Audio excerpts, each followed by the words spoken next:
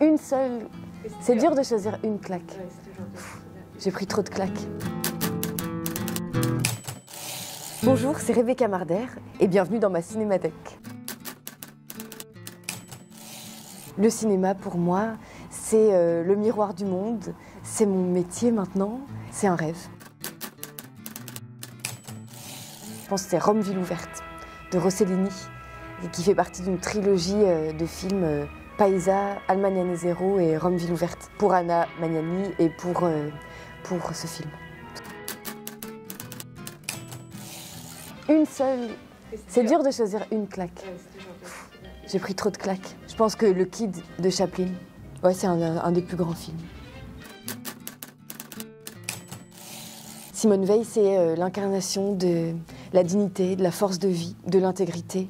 C'était un honneur et à la fois une vraie pression d'incarner un tel personnage parce qu'elle a un destin hors du commun qui force le respect et l'admiration.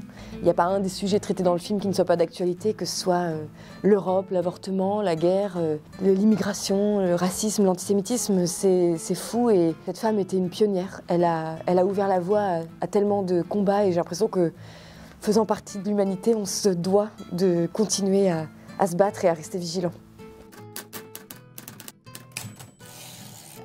2 ans avant même de passer une audition, enfin, je ne pouvais même pas imaginer qu'un jour je serais amenée à l'incarner, mais j'avais lu son autobiographie, Une vie, et l'autobiographie m'avait bouleversée déjà. Je me suis dit comment quelqu'un qui a vécu le pire de l'humanité garde foi en l'humanité comme ça. Elle est incroyable. Alors moi, j'ai passé une audition en 3 rounds d'audition pour incarner Simone Veil. Et une fois que j'ai appris que je faisais partie de l'aventure, on a beaucoup dialogué avec Olivier Dahan, on a échangé. C'était comme un échange de documentation entre nous. Et il tenait pas forcément à ce que je sois dans l'imitation parfaite. On ne cherchait pas tant à imiter qu'à rendre hommage et donc à rester le plus fidèle possible au personnage.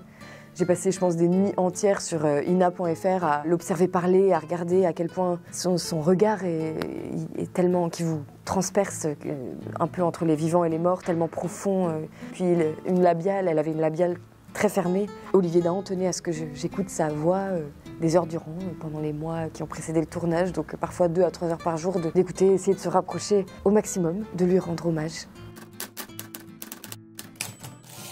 C'est Sylvia Plath, la cloche de détresse. Je trouve que ça ferait un film magnifique, mais je crois que les droits sont inatteignables. C'est une poétesse qui a écrit un seul roman, quelques nouvelles, et le roman est assez ficelé d'une telle manière que je trouve que ça en ferait un très bon film. Oh, trop beau. Aujourd'hui, ce serait l'éloge de Simone Veil et la remercier pour tout ce qu'elle nous a légué.